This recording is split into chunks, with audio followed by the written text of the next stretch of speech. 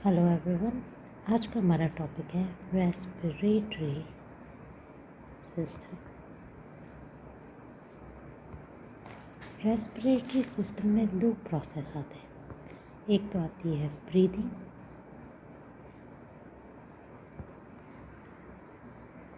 आप यूँ कहिए तो तीन प्रोसेस मान सकते हैं ब्रीदिंग, और जिसको हम वेंटिलेशन कहते हैं, means exchange of gases between the surrounding and the lungs. फिर आता है परफ्यूजन। परफ्यूजन का मतलब होता है exchange of gases with the lungs and blood vessels या सर्कुलेटरी सिस्टम। और फिर आता है release of energy and storing it in form of ATP, जो आपके सेलुलर लेवल पे होता है, जिसमें क्रेब्स साइकिल और ये सब इन्वॉल्व होता है एटीपी फॉर्मेशन के काम में जो आता है। तो हम पहले पढ़ेंगे ब्रीदिंग को। ब्रीदिंग आपके दो टाइप के करते हैं, एक तो जो पानी में ब्रीथ करते हैं और एक आपके जो एयर ब्रीथ है और लैंड ब्रीदिंग कर लेते हैं। पानी में कौन ब्रीथ करे? एक्वेटिक वाले। वो क्या करते हैं? डिसॉल्व्ड ऑक्सीजन को ब्रीथ करते हैं, पर ये थोड़ा उनके लिए डिसएडवांटेजियस होता है क्योंकि first the availability of oxygen in water is less compare to that of air. Secondly, क्योंकि पानी की डेंसिटी ज़्यादा होती है तो उसमें से ऑक्सीजन लेना, उसको सर्कुलेट कराने में ज़्यादा एटीपी कंज्यूम होती है rather than that in air. तो आपको लगता होगा कि तो ज़मीन वाले फ़ायदे में, हमारा भी नुकसान है, क्योंकि जैसे जैसे हम हाइट पे जाते हैं, जैसे जैसे एल्टीट्यूड बढ़ता है, वैसे वैसे एयर का प्रेशर कम होता है। एयर प्रेशर कम होगा तो पार्शियल प्रेशर ऑफ ऑक्सीजन भी कम होगा। पार्शियल प्रेशर का मतलब होता है कि एयर जो मिक्सचर ऑफ गैसेस से बनी है, उसमें हर एक गैस अपना अपना कितना प्रेशर लगा रही है, इंडिविजुअल प्रेशर, उसे पार्शियल प्रेशर कहते हैं। तो हम हाइट पे जैसे जैसे जाएंगे एयर प्रेशर कम होगा तो ऑक्सीजन का प्रेशर भी कम होगा, मीन्स ऑक्सीजन कम अवेलेबल होगी। फिर हम देखते हैं रेस्पिरेटरी ऑर्गन्स। पहले फ़िश में देखते हैं, एग्जांपल ले लेते हैं। फ़िश किससे रेस्पायर करती है? गिल्स। गिल्स दो टाइप के होते हैं, एक तो एक्सटर्नल जो सरफेस पे होता है, एक इंटरनल जो इनसाइड होता है। एक्सटर्नल किस में दिखेंगे आपको? कॉमनली बोनी फिश में, और इंटरनल बोनी और कार्टिलेजिनस दोनों में होता है आपके। तो अब इंसेक्ट कैसे रेस्पायर करते हैं? उनके पास होता है ट्रैकियल सिस्टम। ट्रैकियल सिस्टम में क्या होता है? बॉडी के ऊपर छेद होते हैं जिसे स्पाइरिकल कहते हैं, वहाँ से ट्यूब्स निकलती है जिनको ट्रैकिया कहते हैं, और वो पूरी बॉडी में फैली होती है। इंसेक्ट में असल में रेस्पिरेटरी सिस्टम ही सर्कुलेशन का काम करता है। ब्लड कैपिलरीज की मदद से वो एक एक सेल तक ऑक्सीजन ले जाते हैं, तो सर्कुलेटरी सिस्टम का कोई काम ही नहीं आता। और ह्यूमंस में हमारे पास क्या है? लंग्स। हमने कहा था फेरिंग्स आ गया। फेरिंग्स कॉमन फूड और एयर के लिए होता है। उसके बाद में आता है आपका लैरिंग्स, जिसको अपन विंड बॉक्स, वो साउंड बॉक्स कहते हैं। फिर आता है आपका ट्रैकिया। ट्रैकिया कोलैप्स ना हो जाए तो इसके ऊपर होती है cartilaginous C shaped cartilaginous rings, तो इसको कोलैप्स होने से प्रिवेंट करती है। ये आपके फिफ्थ रिब के पास जाके दो ब्रांचेस में स्प्लिट होती है, जिनको हम कहते हैं ब्रोंके। ये फर्दर हर एक लंग के अंदर जाके सब ब्रांच में स्प्लिट होती है, जिनको हर एक को कहते हैं ब्रोंकियोल। ब्रोंकियोल एंड में जाके टर्मिनेट होते हैं एक सैक लाइक स्ट्रक्चर में, जिसको हम कहते हैं एल्वियोलाई। ये आपका लंग होता है। लंग की दो लेयर होती है, एक होती है आउटर लेयर जिसको हम कहते हैं प्लूरल एक्सटर्नल, और एक होती है इंटरनल लेयर जिसको हम कहते हैं प्लूरल इंटरनल। इनको हम क्या कहते थे? इसको कहते हैं प्लूरल एक्सटर्नल और इसको हम कहते हैं इंटरनल। ये आपने लंग का स्ट्रक्चर देखा। अब हम देखते हैं रेस्पिरेशन में जो फर्स्ट पार्ट आता है ब्रीदिंग में भी फर्स्ट पार्ट वेंटिलेशन, उसको वेंटिलेशन में भी 2 स्टेप होता है, एक तो इनहेलेशन और फिर आपका आता है एक्सहेलेशन। इनहेलेशन में आपके एयर अंदर जाएगी तो एयर में होता है नाइट्रोजन, ऑक्सीजन और कार्बन डाइऑक्साइड। नाइट्रोजन आपके होता है 78%। एक्सहेलेशन में भी ये 3 मेजर गैसेस होती हैं। नाइट्रोजन विदाउट यूज़ किए उतने ही अमाउंट में बाहर चला जाएगा। ऑक्सीजन आप जो इनहेल करते हो उसमें होती है 21% और कार्बन डाइऑक्साइड होगा 0.3%। तो बताइए जब हम एक्सहेल करेंगे उसमें ऑक्सीजन ज़्यादा होगा या कार्बन डाइऑक्साइड ज़्यादा होगा? आप कमेंट बॉक्स में आंसर लिखिए। चलिए मैं बता देती हूँ। जो एयर हम एक्सहेल करते हैं उसमें 16% ऑक्सीजन होता है और सिर्फ 4% कार्बन डाइऑक्साइड होता है। मतलब हम जो एयर एक्सहेल भी कर रहे हैं उसमें ऑक्सीजन के अमाउंट कार्बन डाइऑक्साइड से ज़्यादा होती है। क्यों?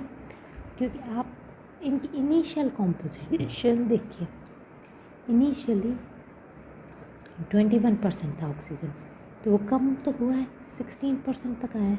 और कार्बन डाइऑक्साइड पहले बहुत स्मॉल फ्रैक्शन 0.03% बना रहा था, तो वो बढ़ के 4% तक ही आया। कितना भी कम कर लो, ये बिल्कुल 4% या 0.1% पे नहीं जा सकता, और ये कितना भी बढ़ा लो 21% नहीं हो सकता। पर जब हमारा आप एक बंद कमरे में हो जिसमें बाहर की एयर में पहले ही ऑक्सीजन कम हो, तब ये रेशियो अलग होता है। अब हम देखते हैं इनहेलेशन कैसे होता है। इनहेल करते वक्त आपका डायफ्राम जो होता है वो फ्लैट आउट हो जाता है, मीन्स वो सीधा हो जाएगा। जैसे पहला इसमें रोल किसका आ गया? डायफ्राम का। दूसरा जो होती है वो होती है एक्सटर्नल इंटरकोस्टल मसल। ये आपकी बाहर वाली जो प्लूरल एक्सटर्ना होती है उससे एसोसिएटेड होती है। तो वो जैसे ही कॉन्ट्रैक्ट होती है, डायफ्राम कॉन्ट्रैक्ट होता है, तो ओवरऑल आपकी लंग की जो कैपेसिटी होती है, वॉल्यूम होती है, वो बढ़ जाता है। जैसे वॉल्यूम बढ़ा, यहाँ का जो प्रेशर था वो कम हो गया। प्रेशर बाहर वाले इन्वायरमेंट के कंपैरेटिव ज़्यादा कम था, तो एयर हाई प्रेशर से लो प्रेशर जाएगी, इसलिए एयर बाहर एटमॉस्फेयर से लंग में आती है। इसी का उल्टा हो जाता है एक्सहेलेशन में। डायफ्राम फिर से रिलैक्स कर जाता है, ड्यूम शेप बना लेता है, और इंटरनल इंटरकोस्टल मसल ये तो रिलैक्स हो जाएगी। जैसे रिलैक्स हो गई आपकी बॉडी, इंटरनल इंटरकोस्टल मसल को अभी आप भूल जाइए, इन दोनों पे ध्यान दें। ये रिलैक्स हो जाए, ये रिलैक्स हो जाए, तो अंदर आपके वॉल्यूम कम हो गई, प्रेशर बढ़ जाएगा, एक्सटर्नल से ज़्यादा होगा तो एयर एक्सहेल की जाएगी। एक्सटर्नल इंटरकोस्टल मसल आप जब सांस लेते हैं नॉर्मली, वो तो इनवॉलेंट्री एक्शन है, वो आपके ऑटोनॉमस नर्वस सिस्टम रेगुलेट करता है। पर जब आप गहरी सांस लेते हैं, फोर्सफुल इनहेलेशन करते हैं, तब ज़्यादा रोल आता है इंटरनल इंटरकोस्टल मसल का, और फोर्सफुली एक्सहेल करेंगे तो आ जाता है इंटरनल इंटरकोस्टल मसल का। वो लंग के वॉल्यूम को इंक्रीज डिक्रीज करता है, जिसकी वजह से इनहेलेशन और एक्सहेलेशन होता है। अब आपके आ जाता है द यूनिट जहाँ पे आपका एयर एक्सचेंज होती है, किससे? लंग्स से ब्लड वेसल में, उसको हम कहते हैं alveoli, grape like bundle structure होता है। यहाँ पे आपके क्या होगा? Perfusion means diffusion of air. ये चीज़ आप याद रखिएगा कि कोई चीज़ डिफ्यूज़ हो रही है किसके थ्रू, तो वो 2-3 चीज़ों पे डिपेंड करती है। पहले तो लेंथ कितनी है, जितनी उस चीज़ को पार करनी पड़ेगी। दूसरा कितना एरिया अवेलेबल है, क्रॉस सेक्शन एरिया। अगर लेंथ कम हो, क्रॉस सेक्शन एरिया ज़्यादा हो, तो डिफ्यूज़न ज़्यादा अच्छा होता है, ज़्यादा तेज़ी से होता है। इसी वजह से एल्वियोलाई थिन वॉल्ड होते हैं, मीन्स यहाँ की लेंथ कम है, और बहुत सारे होते हैं छोटे छोटे, उसकी वजह से ओवरऑल सरफेस एरिया बढ़ जाता है। तो रेट ऑफ डिफ्यूजन इंक्रीज हो जाता है। एल्वियोला यहाँ पे थोड़ी स्पेस होती है और यहाँ पे ब्लड कैपिलरीज होती है।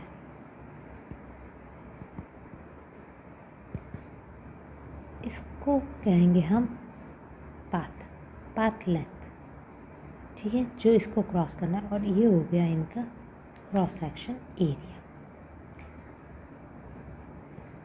जो एल्वियोलाई होती है उसमें आप दो टाइप के सेल याद रखिएगा। एक है type 1 alveolar cell. Type 1 alveolar cell होते हैं जो एक्चुअली गैसियस एक्सचेंज में हेल्प करते हैं, और दूसरे होते हैं type 2 alveolar cell. Type 2 alveolar cell क्या करते हैं, आपको पता है यहाँ पे भी म्यूकस ग्लैंड होती है जो म्यूकस सिक्रीट करती है, ताकि अगर कोई डस्ट पार्टिकल अंदर आ जाए तो वो ट्रैप हो जाए। तो टाइप 2 पार्टिकल सर्फेक्टेंट रिलीज़ करते हैं ताकि वो सरफेस टेंशन को कम करे। सरफेस टेंशन किसकी वजह से बना था, म्यूकस की वजह से। जब म्यूकस ज़्यादा हो जाता है तो इतना सरफेस टेंशन हो जाता है कि गैस एक्सचेंज नहीं हो पाती है, वेंटिलेशन प्रॉब्लम होती है। तो इसी को कम करने के लिए एल्वियोलर 2 रिलीज़ करता है सर्फेक्टेंट। किस टाइप के, जैसे डायपाल्मिटाइल, फॉस्फेटिडाइलकोलिन हो गया, उनको रिलीज़ करके सरफेस टेंशन कम की जाती है। ये आपकी एल्वियोलर वॉल है जिस पे एक और टाइप का सेल होता है। अगर ये स्ट्रक्चर होता है याद रहे तो अच्छा है। यहाँ पे सीलिया होते हैं जो आपके डस्ट पार्टिकल्स को और म्यूकस को हटाने में हेल्प करता है। जब आप स्मोकिंग करते हो तो ये सीलिया इनएक्टिव हो जाता है, जिसकी वजह से यहाँ पे म्यूकस डिपोजिशन होता रहता है और आपकी जो एल्वियोलर वॉल होती है वो रिजिड हो जाती है। इस कंडीशन को आप कहते हैं हम एम्फाइसीमा, ठीक है। अगर आपका टाइप 2 एल्वियोलर सेल डैमेज हो जाता है तब भी आपको रेस्पिरेटरी डिजीज़ हो जाती है। सबसे बेस्ट एग्जांपल इसका है कोरोना वायरस जो करता है। Corona virus actually inactivate these type 2 alveolar cell. वो कैसे करते हैं, इन एल्वियोलर सेल के ऊपर रिसेप्टर होते हैं जिनको हम कहते हैं ACE2 रिसेप्टर। उनके थ्रू वो अंदर घुसते और इस सेल को इनएक्टिव करते हैं, जिसकी वजह से म्यूकस बिल्डअप होता रहता है और रेस्पिरेशन में दिक्कत होती है। फिर हम देख लेते हैं थोड़ी सी रेस्पिरेटरी वॉल्यूम्स। रेस्पिरेटरी वॉल्यूम, मैं एक ग्राफ बनाती हूँ जिससे आपको ज़्यादा अच्छे से याद होगा।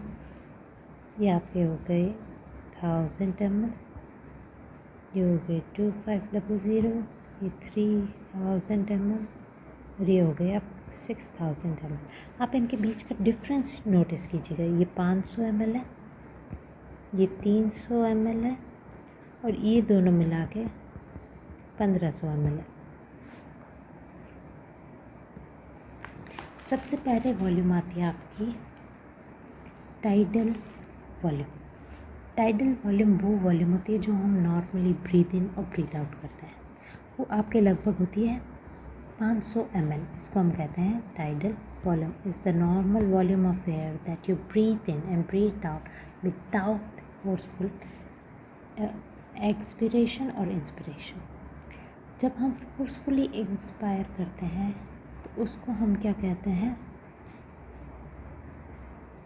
Inspiratory reserve volume. Means normal के ऊपर जो आप फोर्सफुल करके वॉल्यूम लेते हो उसको हम कहते हैं रेस्पिरेटरी रिजर्व वॉल्यूम। वो लगभग 3000 ml के इक्वल होती है। ऐसे ही एक्सपिरेशन में होती है कि नॉर्मल एक्सपायर आप कर लेते हो, उसके बाद में आप जोर लगा के और कितना एडिशनली एक्सपायर करते हो उसको कहते हैं expiratory reserve volume. Expiratory reserve volume ये हो गई। और रेसिडुअल वॉल्यूम क्या हो गई, वो वॉल्यूम जो फोर्सफुल एक्सपायरेशन के बाद में भी फिर लंग में पड़ी रहती है उसको हम कहते हैं रेसिडुअल वॉल्यूम। तो टाइडल जो नॉर्मली होती है, फोर्स लगा के ज़्यादा खींचते हो उसको इंस्पिरेटरी रिजर्व वॉल्यूम कहते हैं। फोर्स लगा के अगर ज़्यादा एक्सपायर करते हो तो एक्सपिरेटरी रिजर्व वॉल्यूम कहते हैं। और फोर्स लगाने के बाद में भी जो लंग में एयर बच जाती है उसको हम कहते हैं रेसिडुअल वॉल्यूम। फिर आप देखिए कैपेसिटीज़ को। कैपेसिटीज़ का मतलब हो गया वॉल्यूम्स के एडिशन से जो बनती है उसको लंग का कैपेसिटी कहते हैं। अगर टाइडल वॉल्यूम प्लस आप जो एक्स्ट्रा खींचते हैं उसको हम ऐड करें तो उसको हम कहते हैं इंस्पिरेटरी रिजर्व कैपेसिटी।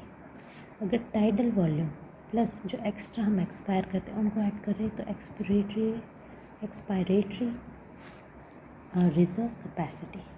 अगर मैं एक्स्ट्रा जो रेस्पायर कर रही हूँ, एक्स्ट्रा जो इंस्पायर कर रही हूँ प्लस टाइडल वॉल्यूम को ऐड करूँ तो इसको हम कहते हैं वाइटल कैपेसिटी। और इसको चारों को अगर मैं ऐड कर लूँ तो इसको मैं कहूँगी टोटल लंग कैपेसिटी। समझ गए? अब हम जो नेक्स्ट टॉपिक देख रहे हैं, अब हमने इंस्पायर कर लिया, डिफ्यूजन देख लिया, पर डिफ्यूजन करने में आपको ये पता होना चाहिए कि डिफ्यूज़ हो क्यों रहा है।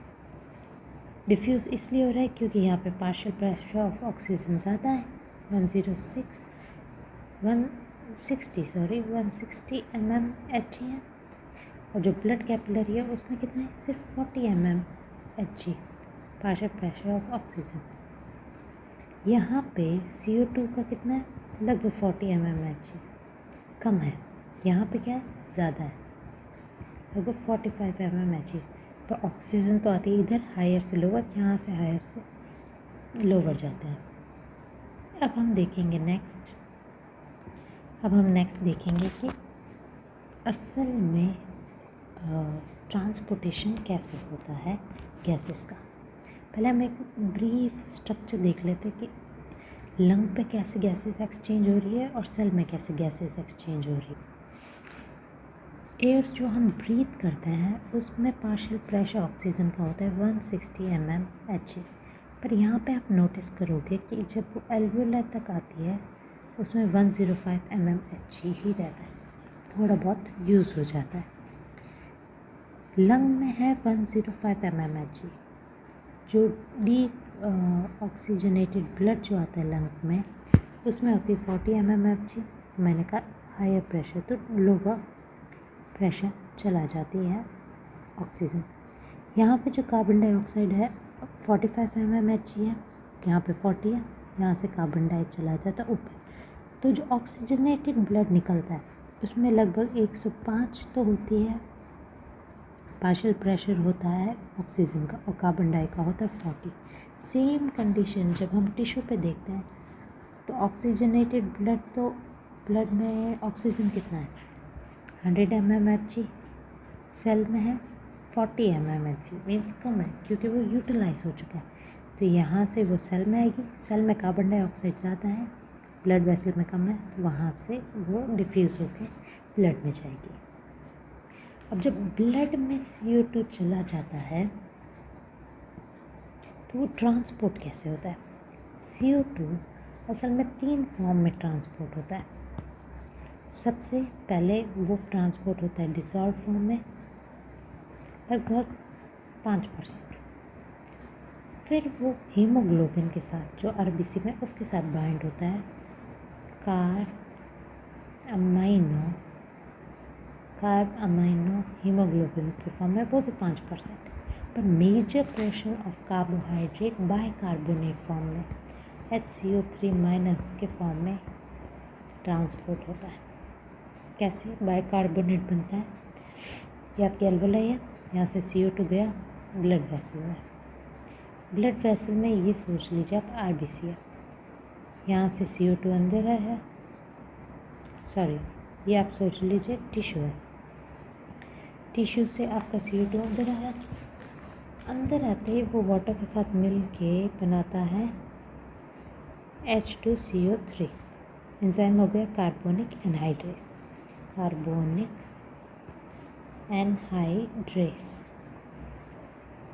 ये ब्रेक डाउन कर देता है H+ आयन में और HCO3- आयन में।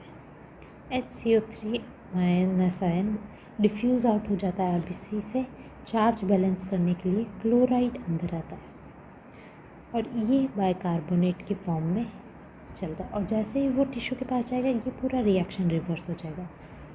HCO3- वापस अंदर आता है, प्रोटॉन के साथ जुड़ता है, बाइकार्बोनेट बनाता है, वाटर और CO2 निकलता है, फिर वो टिश्यू से वो डिफ्यूज़ होकर निकल जाता है।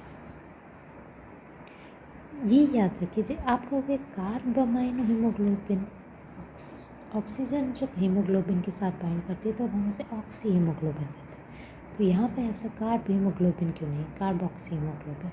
कार्बोक्सी हीमोग्लोबिन भी बनता है, पर वो जब बनता है तब किसके साथ हीमोग्लोबिन बाइंड करेगा, कार्बन मोनोऑक्साइड के साथ, तब वो बनाते हैं कार्बोक्सी हीमोग्लोबिन। ये बहुत स्टेबल कंपाउंड होता है। ये इतना स्टेबल होता है कि ऑक्सीजन इसको रिप्लेस नहीं कर पाती। ऑक्सीजन कार्बन मोनोऑक्साइड को रिप्लेस करके हीमोग्लोबिन के साथ नहीं जोड़ पाती। ये तो हमने देख लिया कि कार्बन डाइऑक्साइड कैसे ट्रांसपोर्ट होता है, ऑक्सीजन कैसे होता है।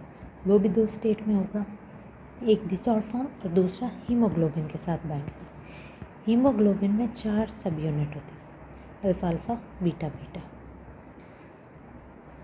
एक हीमोग्लोबिन 4 ऑक्सीजन मॉलिक्यूल को कैरी करता है और बनाता क्या है, ऑक्सी हीमोग्लोबिन। और दूसरी चीज़ आप याद रखिए क्या कि जब एक ऑक्सीजन एक सब यूनिट से बाइंड होता है तो वो फैसिलिटेट करता है कि पास वाली सब यूनिट से भी ऑक्सीजन बाइंड करे।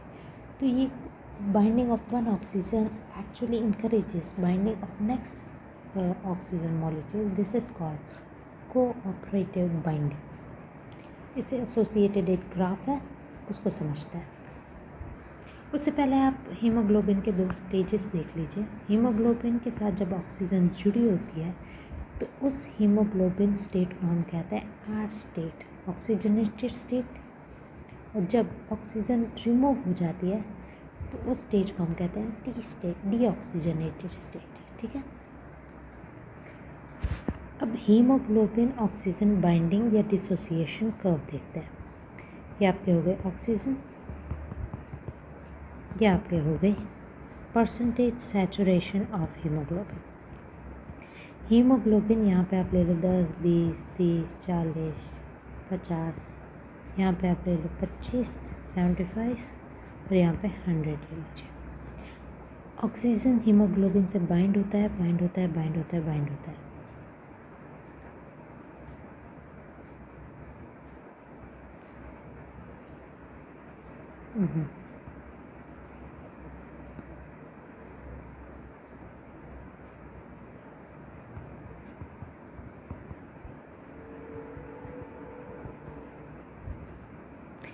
जब ऑक्सीजन टिश्यू के पास होता है तो उसका पार्शियल प्रेशर 40% होता है। तो अब इसके अकॉर्डिंग आप देखिए कि तब हीमोग्लोबिन कितना सैचुरेटेड होगा, लगभग 75% ऑक्सीजन से सैचुरेटेड होगा। और जब वो लंग के पास हो, ये तो टिश्यू की कंडीशन, लंग पे होती है तो वो 100% सैचुरेटेड होती है। Means 100% partial, 100 mmHg partial pressure होता है। तब कितना हीमोग्लोबिन सैचुरेटेड होता है, लगभग 100%। अब इसी के हम देखते हैं कि लेफ़्ट शिफ्ट राइट शिफ्ट कब हो। पहले हम देखते हैं लेफ़्ट शिफ्ट, राइट शिफ्ट देख लेते हैं। राइट शिफ्ट में क्या होता है, ये कर्व, इसको हम कह रहे हैं सिग्मोइड कर्व। एस शेप का होता है तो इसको हम सिग्मोइड कर्व कहते हैं। कौन सा फैक्टर है ये राइट शिफ्ट कर दिया, मीन्स हीमोग्लोबिन और ऑक्सीजन के बीच की एफिनिटी कम हो गई है and it facilitates unloading of oxygen. Unloading करवाने में मीन्स देखिए कितना सैचुरेशन हो रहा है, सैचुरेशन लेवल कम हो रहा है, मीन्स डिसोसिएशन ज़्यादा हो रहा है। कौन से फैक्टर्स हैं जो फेवर करते हैं ऑक्सीजन हीमोग्लोबिन डिसोसिएशन? सबसे पहले H+ आयन, या हम कहें pH कम हो जाए। H+ आयन कब बनेंगे, जब मैंने कहा ऑक्सीजन ज़्यादा हो गई। क्यों? क्योंकि वो बाइकार्बोनेट बनाते हैं। H+ आयन अपने आप बढ़ गया। तो जब CO2 बढ़ता है तो H+ आयन बढ़ते हैं और ये H+ आयन एक्चुअली हीमोग्लोबिन के से इंटरेक्ट करते हैं और फैसिलिटेट करते हैं अनलोडिंग। ठीक है। सेकंड चीज़ जो होती है टेम्परेचर बढ़ जाता है तो हीमोग्लोबिन के अंदर कन्फर्मेशनल चेंज होता है और डिसोसिएशन होता है। थर्डली एल्टीट्यूड, एयर प्रेशर ही कम होता है। नेक्स्ट हम देखते हैं कि कौन सी चीज़ें जो फैसिलिटेट करती है लेफ्ट शिफ्ट को, मीन्स एफिनिटी बढ़ा देती, कम पार्शियल प्रेशर पे ही सैचुरेशन ज़्यादा होता है। वो हो गया आपके ऑक्सीजनाइजिंग कंपाउंड, जैसे नाइट्रेट हो गया, नाइट्रेट हो गया आपके हीमोग्लोबिन एफ हो गया। हीमोग्लोबिन एफ जो होता है, आप देखिए हीमोग्लोबिन के भी दो टाइप का होता है, एक हो गया एफ और एक हो गया ए। ए तो होता है जो एडल्ट्स में होता है, एफ जो होता है फीटस में होता है। इसके सब यूनिट क्या होते हैं, अल्फ़ा प्रेजेंट होता है, एडल्ट में बीटा 2 होता है, जबकि फीटस में होता है गामा 2। और इनकी ज़्यादा एफिनिटी होती है ऑक्सीजन कैरी करने में, तो इसलिए वो लेफ्ट शिफ्ट दिखता है। नाइट्रेट या हम कहें दूसरा कोई ऑक्सीडाइजिंग कंपाउंड होता है, वो क्या करता है कि हीमोग्लोबिन पे अंदर जो फेरस आयन प्रेजेंट होता है उसको फेरिक में कन्वर्ट कर देता है। फेरिक में करने की वजह से अब ये क्या बन गया, इसको अब हम कहते हैं मेट हीमोग्लोबिन। मेट हीमोग्लोबिन की आदत होती है कि ये जिस स्टेट में होता है उसी में रहेगा। अगर इसके ऊपर ऑक्सीजन चिपका हुआ हुआ तो वो चिपका हुआ ही रहेगा, और अगर ये वेकेंट हुआ तो ये ऑक्सीजन लेगा भी नहीं। तो जो ऑक्सीजन इसके पास है ये वो अनलोड नहीं कर सकता और लंग में जाके नई ऑक्सीजन एक्सेप्ट भी नहीं कर सकता। तो एक ऑक्सीजन डेफिशिएंसी की कंडीशन बन जाती है बॉडी में, जिसकी वजह से बॉडी नीले होने लग जाती है, जिसको हम कहते हैं ब्लू कलर बेबी। ये नाइट्रेट्स की वजह से है, जो हम कहते हैं ना ब्लू बेबी सिंड्रोम, वो इसी वजह से होता है। क्योंकि नाइट्रेट क्या करते हैं, हीमोग्लोबिन को मेट हीमोग्लोबिन में कन्वर्ट कर देता है, जो ऑक्सीजन नहीं कैरी कर पाता, तो बस करता नहीं है, और जो चिपका हुआ है उसको अनलोड नहीं करता, जिसकी वजह से ऑक्सीजन डेफिशिएंट कंडीशन बन जाती है। हीमोग्लोबिन के पास तो 4 यूनिट हो गए और वो ऑक्सीजन कैरी करता है। ऐसे ही एक और मसल्स के अंदर पिगमेंट होता है जिसको हम कहते हैं मायोग्लोबिन। ये टर्शरी स्ट्रक्चर होता है, मीन्स ये सिंगल सब यूनिट से बना हुआ होता है। ये ऑक्सीजन को स्टोर करके रखता है। इसकी एफिनिटी ज़्यादा होती है हीमोग्लोबिन के कंपैरेटिव ऑक्सीजन को बाइंड करके रखने की, और ये ऑक्सीजन को स्टोर करके रखता है, टिश्यू की जैसे नीड होती है वैसे प्रोवाइड करता है। हम 2 इफ़ेक्ट के नाम हम पढ़ लेते हैं, एक तो है हाल्डेन इफ़ेक्ट और दूसरा है बोर इफ़ेक्ट। ये दोनों ही हीमोग्लोबिन ऑक्सीजन बाइंडिंग से रिलेटेड है। बोर इफ़ेक्ट क्या कहता है कि जब CO2 की प्रेजेंस बढ़ जाए या H+ आयन की प्रेजेंस बढ़ जाए तो हीमोग्लोबिन ऑक्सीजन डिसोसिएशन होता है, मीन्स अनलोडिंग होती है। H+ आयन आता है, ऑक्सीजन हट जाता है और हीमोग्लोबिन डीऑक्सीजनेटेड में घट जाता है। तो बोर इफेक्ट होता है जिसको हम सिंपली कह सकते हैं कि due to increase in presence of carbon dioxide और H+ ion, the hemoglobin get deoxygenated, or we could say the affinity between hemoglobin and oxygen decreases.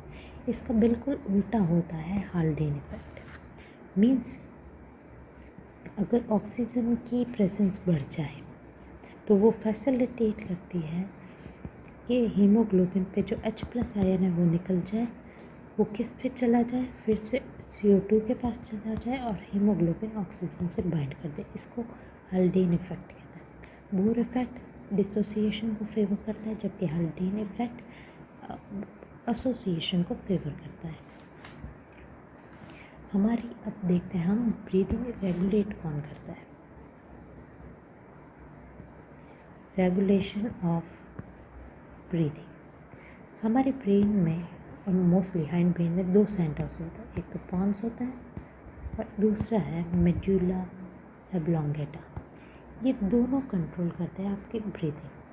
Pond's के पास में होता है न्यूमोटैक्सिक सेंटर,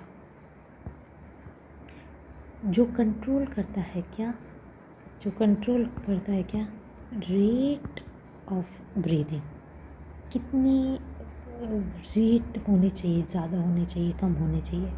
और मेड्यूला असल में ब्रीदिंग के प्रोसेस को कंट्रोल करता है, मीन्स इंस्पिरेशन को, एक्सपिरेशन को, इनको कंट्रोल करता है। मीन्स ये इंटरनल इंटरकोस्टल मसल हो गए, डायफ्राम हो गया, एक्सटर्नल इंटरकोस्टल मसल हो गए, इनको कंट्रोल करता है। ये ब्रीदिंग के प्रोसेस को कंट्रोल करता है, जबकि ये उसके रेट को, एक रिदम को कंट्रोल करता है। ये तो आपके हो गए न्यूरल रेगुलेशन। केमिकल रेगुलेशन करने के लिए आपके पास रिसेप्टर होने चाहिए जो केमिकल्स को पहचाने। दो होंगे, एक तो सेंटर में, ब्रेन में, कहाँ पे होता है ये, मेड्यूला में। मेड्यूला किसको सेंस करता है, H+ आयन को या partial pressure of carbon dioxide को। एक होता है पेरिफेरल नर्वस सिस्टम में, वो कहाँ पे हो गया, आपके कैरोटिड आर्टरी पे या आपके हार्ट में, एरोटिक बॉडीज़ में। ये किसको सेंस करते हैं, ये ऑक्सीजन के लेवल को सेंस करते हैं। और इसके साथ में आपका ब्रीदिंग चैप्टर कंप्लीट होता है। Thank you.